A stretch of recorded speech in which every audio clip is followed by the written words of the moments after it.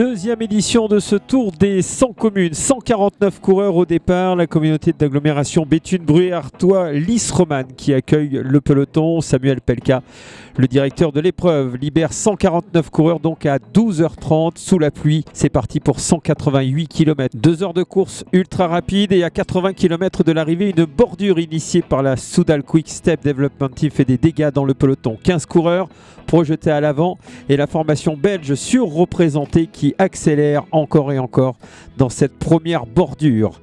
Fait de course important, Nordhagen, le coureur de la formation Uno X, va être décroché, ce qui donne que la formation norvégienne va prendre la poursuite à son compte avec la formation de Nantes Atlantique. Deux équipes qui s'allient pour tenter de revenir sur cette première bordure.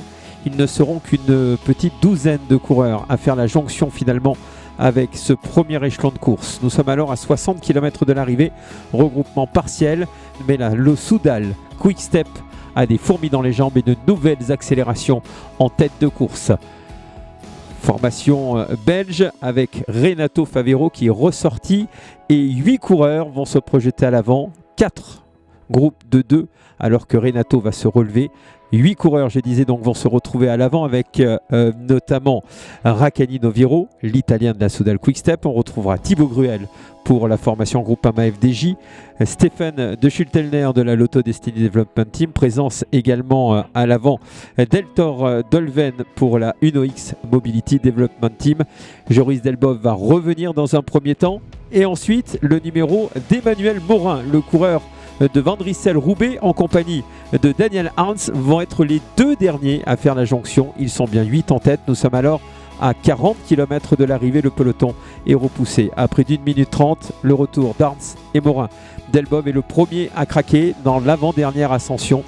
Delbov décroché définitivement, il reste alors 20 km, ils ne sont plus que 7 en lice pour la victoire car le peloton est repoussé malgré les assauts des Nantais à plus d'1 minute 30 des hommes de tête. Devant, cela va toujours aussi vite. Les 7 qui vont aborder le final ensemble, Elvor Dolven va intelligemment attaquer à 800 mètres de la ligne, se laissant décoller, il part de l'arrière, personne ne réagit, son coéquipier manœuvre bien également de le groupe. Dolven va résister au retour des punchers et des sprinters pour venir chercher la victoire à Berlin au terme de 188 km. Victoire de la formation Uno X Mobility Development Team qui a su faire jouer le nombre dans le final. Le classement, Dolven s'impose devant De Schultelner le Belge, Andrea Raccani Noviro de la Soudal 3e, 3 Français au pied du podium, Gruel 4e, Morin 5e, Morichon 6e.